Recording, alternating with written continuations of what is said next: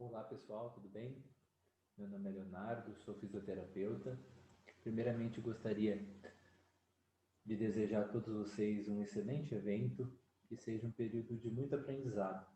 Gostaria também de agradecer o Cafísio pelo convite, pela oportunidade de estar aqui conversando com vocês a respeito de um pouquinho daquilo que eu tenho vivenciado na fisioterapia desportiva nesses anos de profissão. Então, para quem não me conhece, meu nome é Leonardo Júnior Pereira de Oliveira, mais conhecido no meio esportivo como Leonardo Oliveira, e pelos meus amigos como Léo.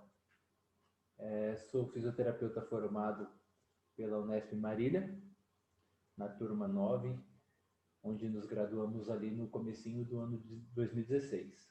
Ainda em 2016, eu ingressei no mestrado, porém, por razões particulares, eu optei por seguir novos rumos e fui fazer especialização em fisioterapia em ortopedia, traumatologia e desportiva pela Faculdade Inspirar, na qual eu me graduei no ano de 2018. A minha formação complementar ela tem como base a terapia manual, a biomecânica, bandagem, a reabilitação geriátrica e a reabilitação neurofuncional. Falando um pouquinho mais da minha trajetória na fisioterapia esportiva propriamente dita, tudo se iniciou ali no ano de 2016, com o convite da empresa Estádio BR, que é uma empresa responsável por gestão de carreira de atletas e por gestão de clubes, né? Então, me veio esse convite para estar trabalhando nas categorias sub-11, sub-13, sub-15, 17 e 20 do Marília Atlético Clube. Está fazendo parte ali da comissão técnica que iria conduzir os trabalhos com aqueles garotos. Então, na empresa eu permaneci no ano de 2016 e já no ano de 2017 foi me feito o convite para integrar a equipe profissional do Marília, onde eu ingressei ali como auxiliar do fisioterapeuta Jonathan, né? Já no ano de 2018 me veio o convite para estar à frente do departamento de fisioterapia, onde eu aceitei e permaneci nos anos de 2018 de 2019. No final de 2019, após o acesso do clube da série B para a Série A do Campeonato Paulista, eu optei por deixar o projeto, né, por questões familiares, e decidi vir morar no interior do Paraná, na cidade de Rebouças, onde eu, minha sogra e minha esposa conduzimos uma clínica de saúde integrativa, onde nós trabalhamos desde a área de reabilitação neurológica infantil até a área de reabilitação neurológica geriátrica e continuo atuando na fisioterapia desportiva através da assessoria de alguns atletas, né, de futebol e futsal que se encontram em Portugal e no Brasil, dentro de diversos clubes, como Braga, Botafogo de Ribeirão Preto, Ponte Preta, Atlético, São Paulo, Santos, Palmeiras, enfim. Atletas espalhados pelo Brasil e pelo mundo inteiro. Também continuo atendendo alguns atletas na clínica, né? Atletas de outras modalidades, atletas corredores, atletas de futsal, atletas de handball. Então, continuo prestando serviços na área desportiva. Entrando no tema que me foi proposto, né, o objetivo da minha conversa aqui com vocês, quando a gente pensa em reabilitação de lesão, quando a gente pensa, né, em implantar um protocolo, né, assim como qualquer conduta fisioterapêutica, a gente tem que estar pautado em processos minuciosos de avaliação. No caso do futebol, esses processos eles se estendem desde a admissão do atleta, do primeiro contato da diretoria com o atleta, até o fim da temporada. Então eu vou falar aqui com vocês a respeito daquilo que é feito mais especificamente no Marília Atlético Clube, tá? E em linhas gerais não difere muito daquilo que é trabalhado em todos os clubes, que muda um item ou outro por conta de estrutura. Então, o que eu vou abordar com vocês aqui é desde a porta de entrada desse atleta, desde quando ele chega no setor de fisioterapia do clube, até o fim da temporada.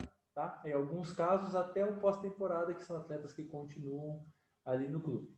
Mas, então, a gente vai caminhar por esse processo até chegar na implementação do protocolo de prevenção de lesões. Vamos lá? Então vamos lá. O primeiro passo dentro dessa proposta é a avaliação clínica. A avaliação clínica ela acontece previamente à assinatura do contrato. Então, desde no momento que a diretoria faz o contato com o atleta, que o atleta ele aceita ali os termos, né, as propostas de diretoria e se apresenta ao clube, o primeiro passo, o primeiro processo que ele vai passar é por uma avaliação clínica. Então a gente vai, dentro dessa avaliação clínica, conduzi-lo a alguns passos. O primeiro passo da avaliação clínica é o exame laboratorial. Então, o que a gente faz? A gente precisa identificar os possíveis distúrbios metabólicos desse atleta, se ele tem alguma comorbidade, se ele diabetes, colesterol alto, se ele tem o histórico de doenças que possam ser detectadas pelo sangue, como as doenças sexualmente transmissíveis, processos inflamatórios crônicos.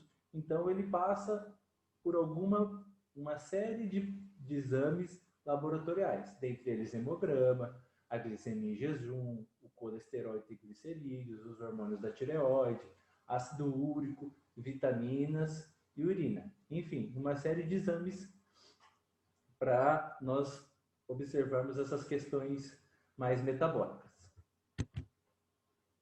Logo após os exames laboratoriais, ele é encaminhado para fazer os exames cardiopulmonares, onde a gente vai avaliar toda a integridade do sistema cardiorrespiratório desse atleta. Também, o exame cardiopulmonar ele é fundamental porque ele já começa a dar um norte a respeito do condicionamento físico do atleta. Então, a gente realiza o ecocardiograma, o exame de imagem do coração, que é o cardiodoppler, exames como espirometria, teste de esforço, ergospirometria, para a gente analisar tanto essa integridade do sistema cardiorrespiratório, mas também já começar a avaliar o condicionamento físico. Logo após o exame laboratorial e o exame cardiopulmonar, a gente faz uma entrevista onde a gente tem por objetivo identificar todas as variáveis que têm influência direta sobre a performance do atleta. Então, a gente coleta informações a respeito do histórico dele de lesões e cirurgias, dos seus hábitos, se fuma, se bebe, se faz uso de entorpecentes, enfim. A rotina alimentar, como come, se come bem, se come mal, o horário para comer, quantidade. O sono, a mesma coisa. A rotina familiar. No meio do futebol é muito comum os atletas terem filhos menores, né? Então, tudo isso influencia o como ele dorme, o convívio familiar, se é harmonioso ou não. Enfim, a gente se cerca de todas essas variáveis, a gente acaba cercando todas essas variáveis que possam ter influência direta na performance dele. Logo após isso, a gente realiza o exame físico, né? Onde a gente tem o nosso objetivo é identificar toda a integridade do sistema musculoesquelético do atleta. Então, a gente faz toda a questão de antropometria, palpação, ver a integridade de ligamento, de músculo, ver se tem edema crônico, se tem processos fibróticos, enfim. Então, a gente faz esse exame físico, que é conduzido de acordo com a posição do atleta. Então, um atleta que joga, por exemplo, de meia, a gente conduz um exame físico de forma diferente do goleiro, do lateral, enfim, cada um tem a sua especificidade. Então, a gente tem como padrão alguns testes, né, ortopédicos específicos, que a gente usa o Gaveta, o Lachman, o Grava, Thomas. Para atletas que usam muito membro superior, como goleiros laterais, a gente usa os testes de Skeleton para ver questão de cinese escapular, testes de Apley, de Gide, enfim, a gente verifica toda a integridade do sistema musculoesquelético desse atleta através do exame físico. Após ele passar ali pelo exame laboratorial, exame cardiopulmonar, a entrevista, o exame físico, a gente encaminha o atleta para os exames de imagem. No caso da densitometria corporal, que é o primeiro exame de imagem que a gente pede, a gente avalia a composição corporal, como que está o índice de massa muscular, de água, de gordura. E esse exame todos os atletas fazem, todos os atletas realizam. A gente também conduz alguns atletas para exames de imagem específicos, né? Então, atletas que têm histórico de lesão, que têm cirurgia, a gente acaba encaminhando para um exame de imagem específico para a gente ver como que está a questão da cicatrização dessa lesão, se está tudo ok, se os sistemas estão todos íntegros, né? Então, o exame de imagem ajuda a gente a confirmar tudo aquilo que a gente já coletou durante a avaliação. Então, ali, isso depende muito também do médico responsável pelo setor, né? Então, ele pode encaminhar ali para um raio-x, para uma ressonância magnética, para uma tomografia ou por um ultrassom, aí fica a critério. Mas, em linhas gerais, o exame de densitometria corporal todos realizam, e exames de imagem específico são mais os atletas que têm algum histórico de lesão.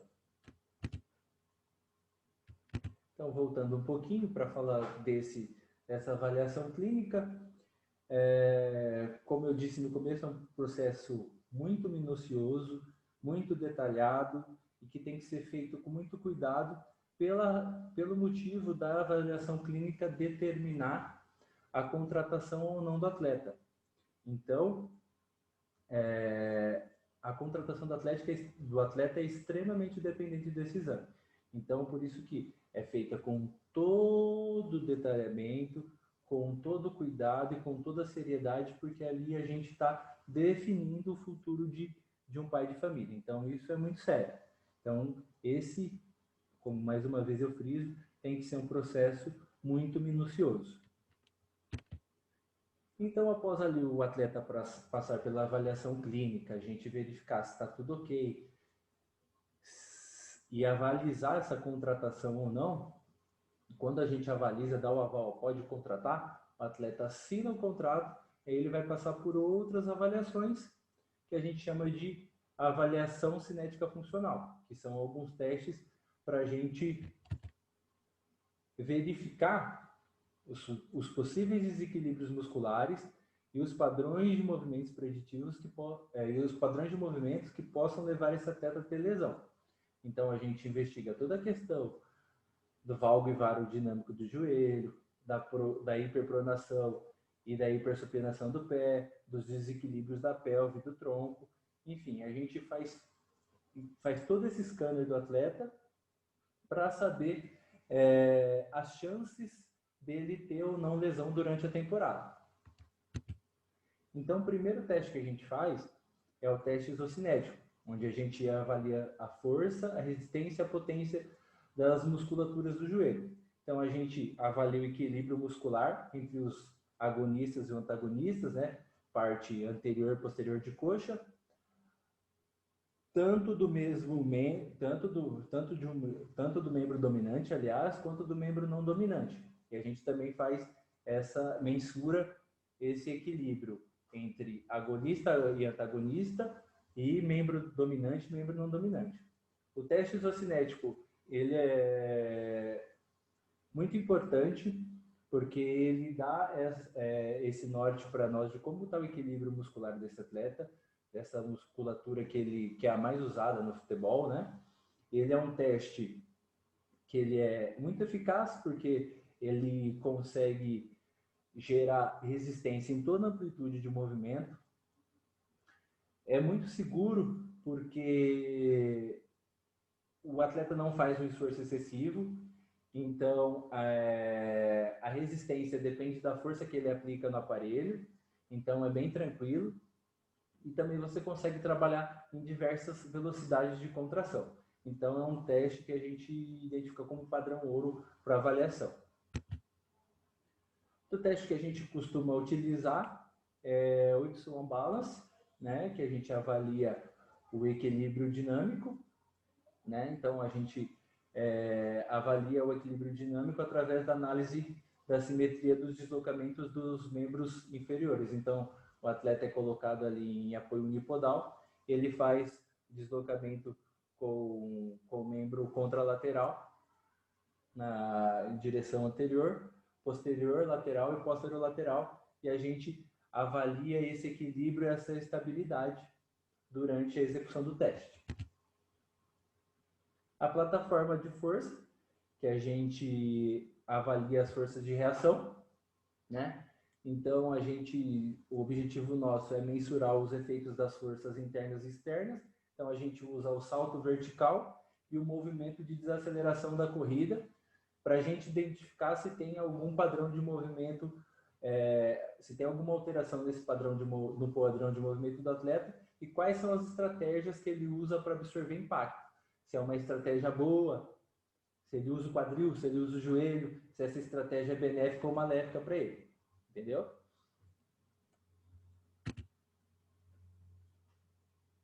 O step down,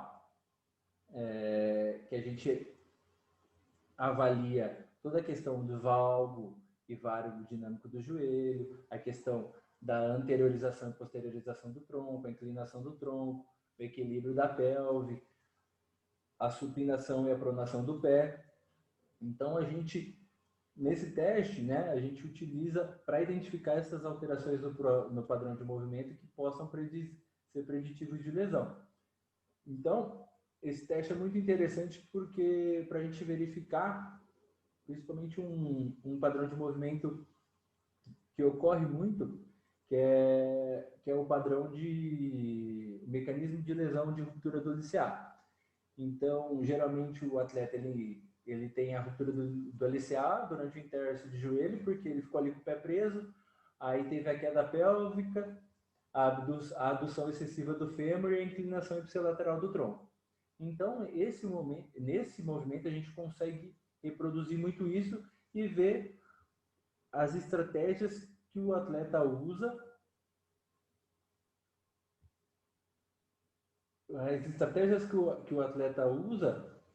para realizar esse tipo de movimento. Então, ele é muito interessante e a gente acaba utilizando ele bastante. É um teste barato, fácil de reproduzir. Você precisa ali de uma superfície com uma elevação. Então, o atleta ele posiciona em apoio unipodal. Geralmente, a gente pede para colocar a mão na cintura ou a mão para trás e ele vai fazer um movimento como se fosse descer do degrau sem tocar o solo. Então, a gente analisa todas as questões já mencionadas, o valgo, o vário dinâmico do joelho, o posicionamento do tronco, o posicionamento da pelve, e a gente usa para predizer ou não, para definir o risco desse atleta ter lesão, desenvolver ou não lesão. Outro teste bastante interessante que nós usamos em Marília, em parceria com o Instituto Trata, é a análise cinemática da corrida em 2D, né? Então, a gente avalia todas essas questões já abordadas no step down, porém na atividade, numa das atividades principais do esporte, que é a corrida. Então, a gente consegue ter uma base melhor desses padrões numa atividade mais funcional. Então, com a análise cinemática da corrida, a gente consegue analisar o valgo vário dinâmico do joelho, a anteriorização e a posteriorização do tronco, a inclinação do tronco, o equilíbrio da pelve e as questões da pronação e supinação do pé. Então, como o step down, ele tem por objetivo identificar essas alterações do padrão de movimento que possam indicar sobrecarga e, consequentemente, predizer lesão. Então, ela também é uma ferramenta importantíssima para a gente começar a delinear uma estratégia preventiva. Então, aqui, esses primeiros testes mencionados, né, são os testes que nós usamos no departamento do Marília Atlético Clube. Eu digo nós porque ainda me sinto parte, né, da equipe.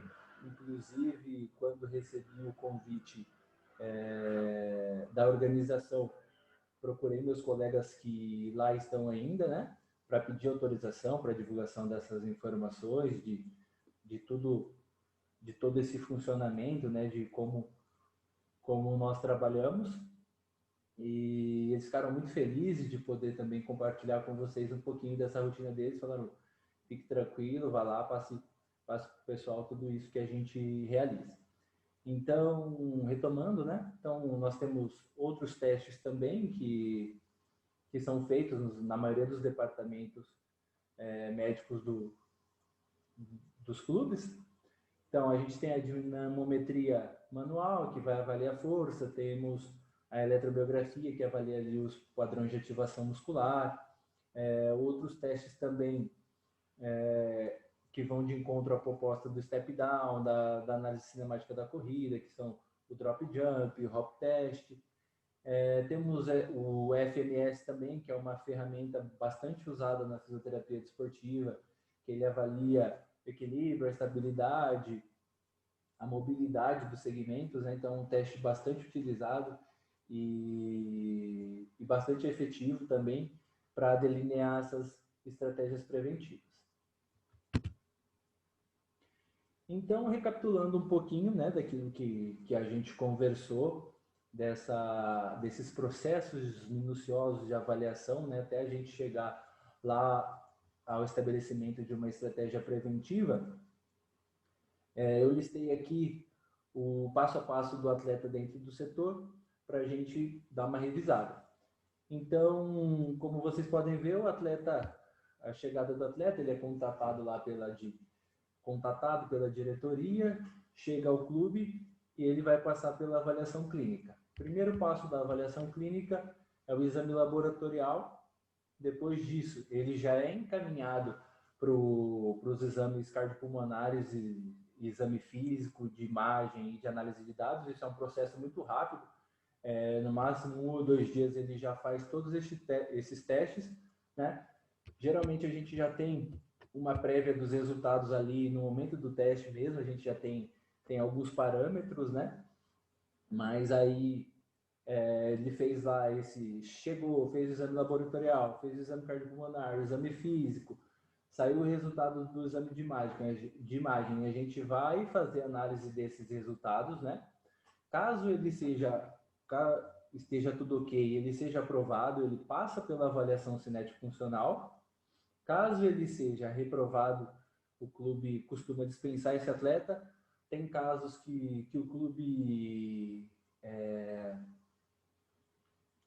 deixa esse atleta no setor, treinando, reequilibrando o que precisa melhorar e repete esses exames, né? Mas geralmente falando de clubes de menor expressão, né, que tem um orçamento reduzido e que precisam, né, da agilidade, né, o atleta tem que vir pronto, não costuma se trabalhar o atleta a longo prazo, o atleta tem que vir pronto, e geralmente ocorre a dispensa.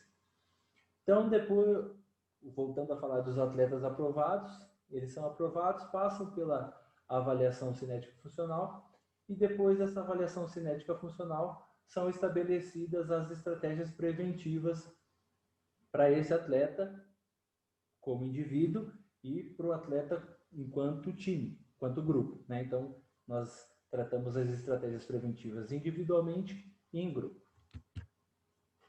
Então, falando um pouquinho mais dessas estratégias preventivas, ela se baseia nas principais lesões do futebol, primeiramente, né? Os traumas que são variáveis que nós não temos muito controle, né?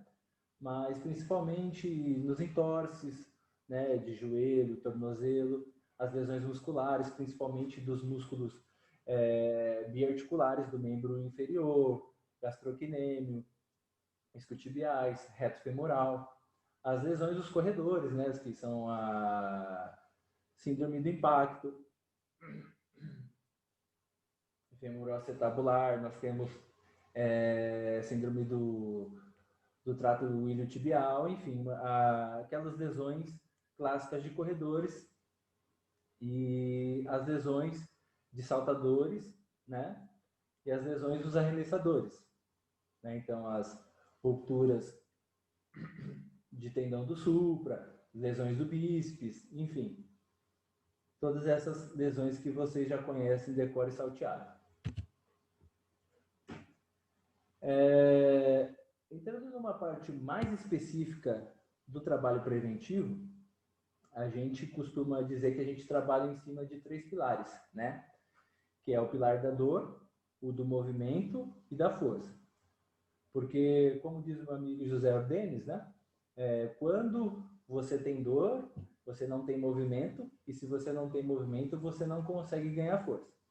Então, o que acontece? A gente se cerca desses 3 pilares, a gente lança a mão desses 3 pilares para definir as estratégias preventivas. Então, a dor é tudo aquilo que pode gerar desconforto no atleta. Então, a gente monitora toda a questão da sobrecarga, do esforço, enfim. A qualidade do movimento, né? Então, a gente faz as análises lá das avaliações cinético-funcionais, ver como que está esse padrão de movimento do atleta, o que a gente pode melhorar, onde está havendo sobrecarga, ou quais são os riscos dele desenvolver uma lesão, enfim. E força, que é o principal componente que o atleta precisa. Ele precisa de muita força, não só força, mas a gente costuma dizer que é o principal componente que a gente trabalha na questão da prevenção. Então, falando um pouquinho das estratégias preventivas que nós lançamos mão durante a temporada, a primeira delas é o controle de carga e o monitoramento do desgaste. Então, quais são as nossas ações? Nós temos a carga individualizada de treinamento, certo?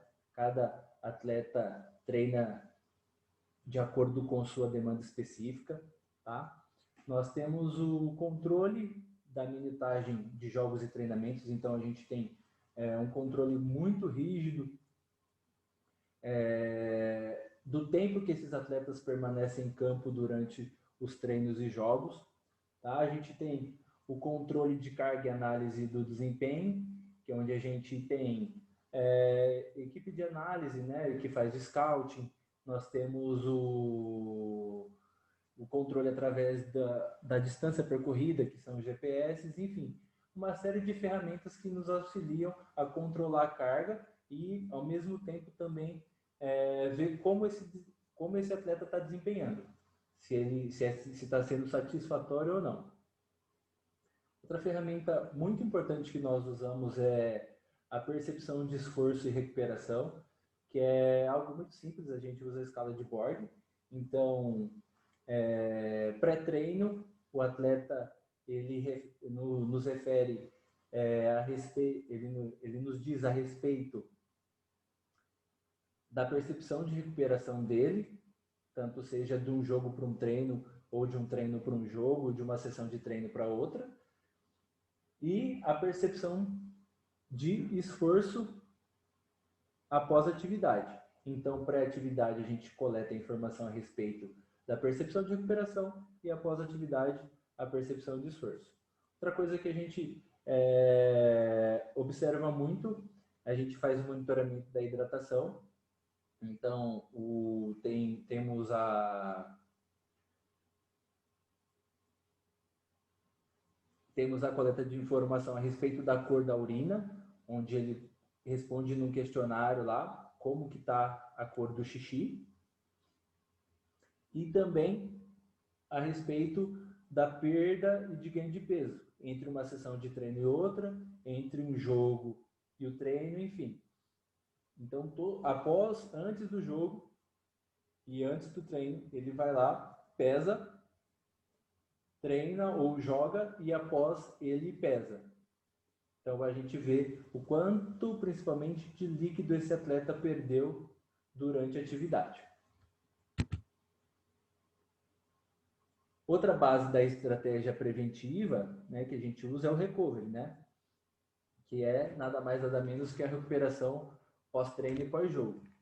Então, geralmente, pós-jogo a gente lança a mão da hidroterapia, né? Usamos bastante crioterapia, que eu sei que é um tema muito divergente, um tema muito amplo em questão científica, né?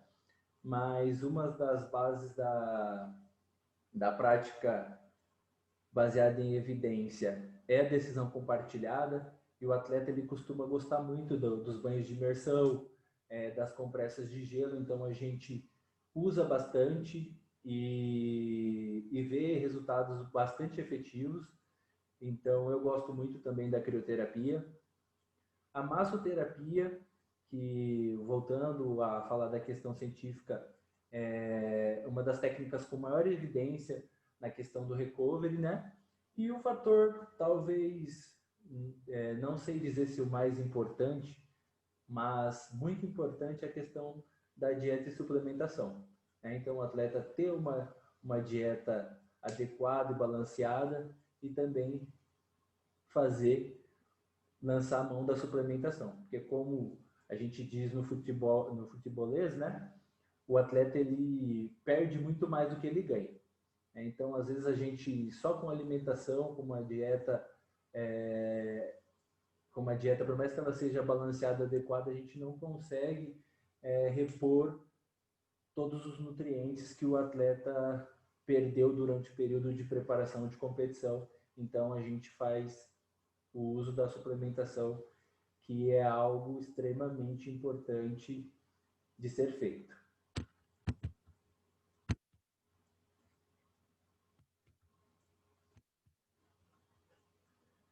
Outra técnica bastante importante, bastante efetiva, que temos usado e tem sido muito benéfica, é a questão das botas pneumáticas, né, que os atletas costumam gostar muito, e a gente lança a mão dessa técnica, desse recurso, aliás, né, porque ajuda em toda essa questão vascular, toda essa questão linfática.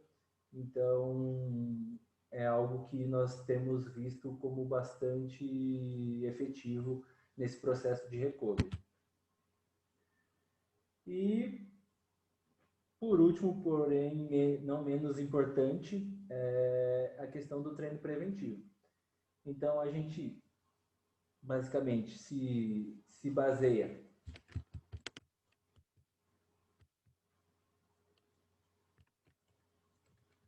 no controle da carga e monitoramento do desgaste, no recovery e no treino preventivo. Essas são as estratégias preventivas que nós usamos no Marília Atlético Clube. Então, falando um pouquinho mais do treino preventivo, né, a gente trabalha em duas frentes. Na frente personalizada, onde atletas com histórico de lesões e cirurgias fazem um trabalho específico, tá? Atletas que, às vezes, que não têm histórico de lesão, mas que apresentam alterações significativas durante a avaliação cinético-funcional, a gente também elabora um plano de tratamento e prevenção, né, específico. E todos os atletas que lesionam durante a competição, a gente monitora periodicamente. Então, entre 48 e 72 horas, esse atleta passa no departamento médico para nos relatar a respeito da sua condição, para nós examinarmos e assim liberar para treino ou fazer um trabalho específico.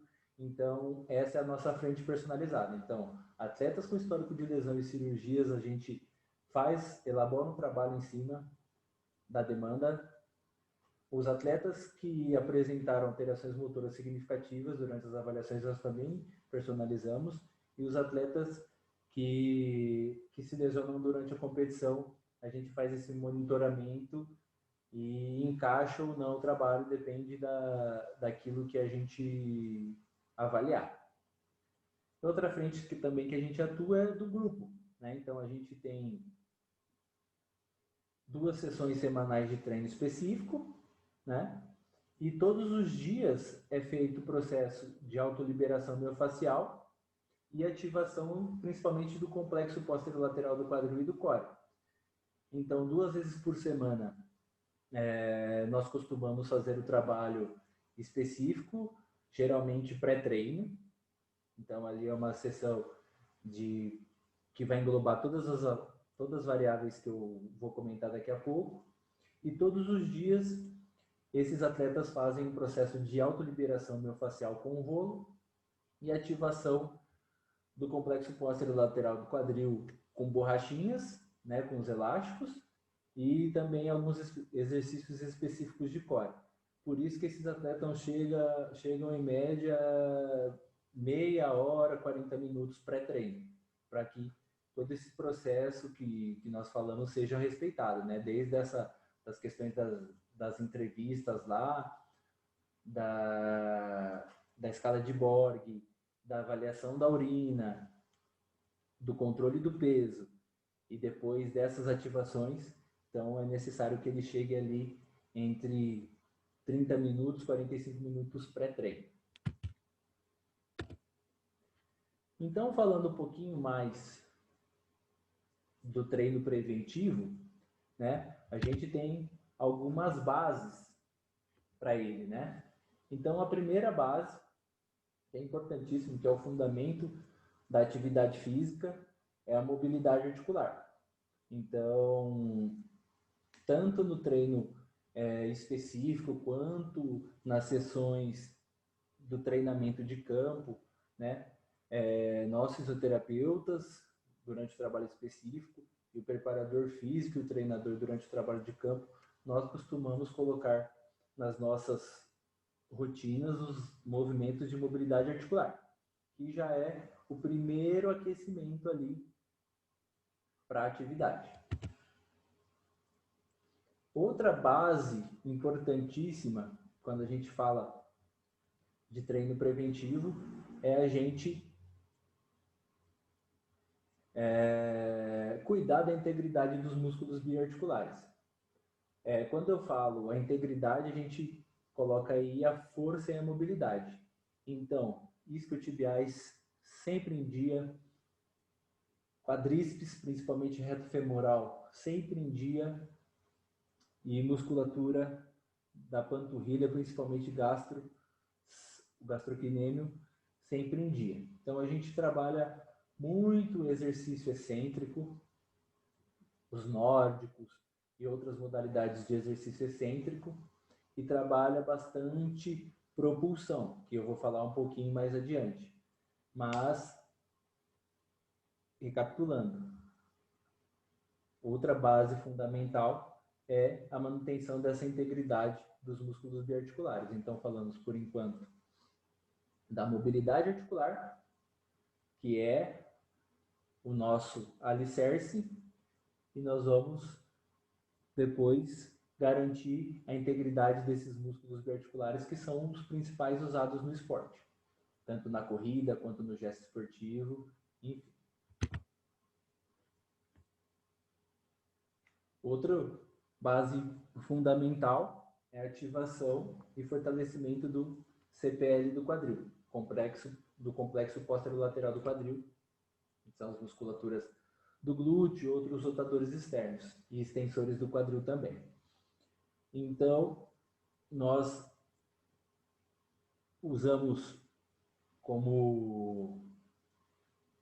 nós preconizamos o fortalecimento dessa musculatura.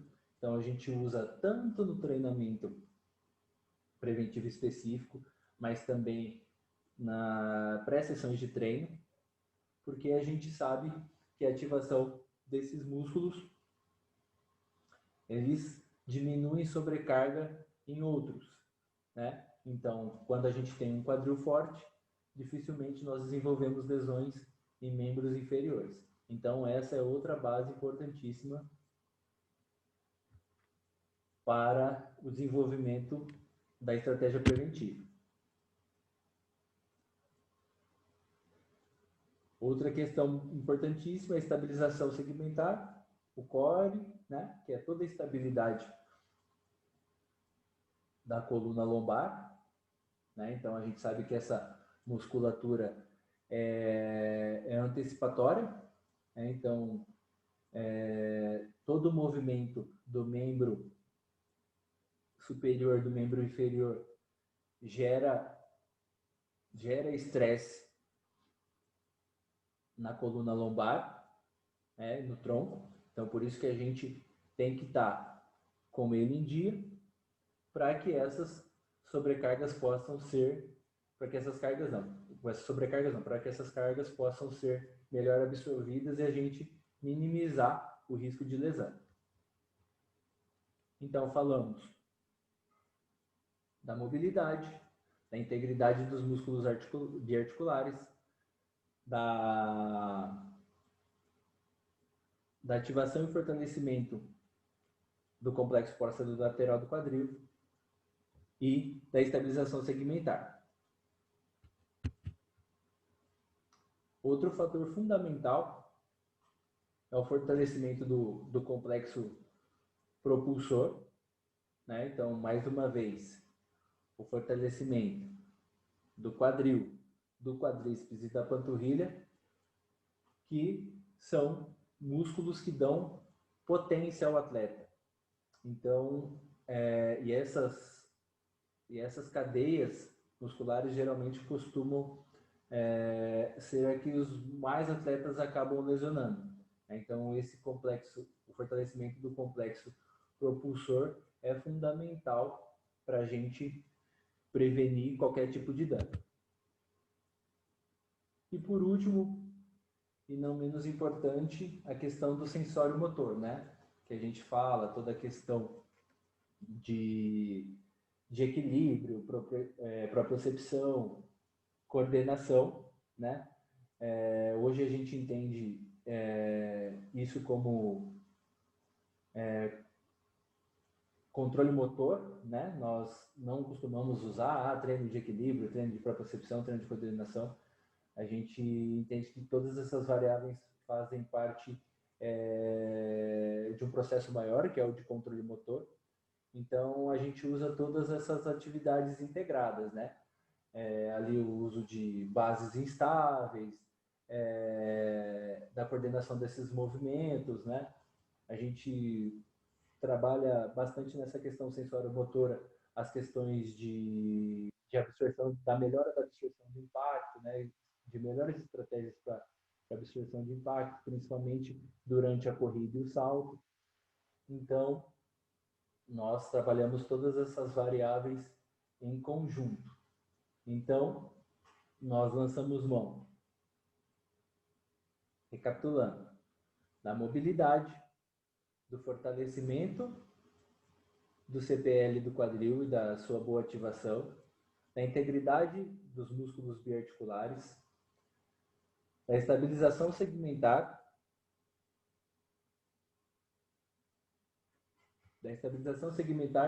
do treino sensório-motor e do fortalecimento do complexo propulsor. Todas são essas bases que nós usamos para desenvolver o protocolo de treino preventivo.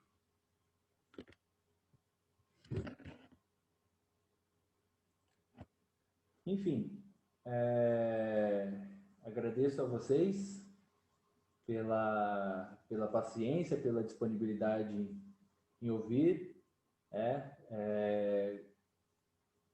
Fico mais uma vez lisonjeado pelo convite. Peço perdão pelas dificuldades, né? A gente não tem muita familiaridade com essa questão de vídeos, de videoaulas. Confesso que é um pouco difícil para mim, porque você perde toda aquela interação que costumávamos ter na questão presencial, né? Porém, é um momento de adaptação para todos, né? E nós temos que encarar isso da melhor forma possível. Foi muito bom poder estar passando um pouquinho daquilo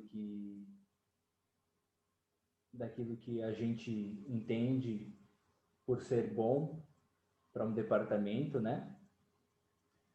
E dizer que estou à disposição, vocês têm aí as minhas redes sociais, fiquem à vontade para entrar em contato, qualquer tipo de dúvida, qualquer indagação, estou disponível para vocês, tá?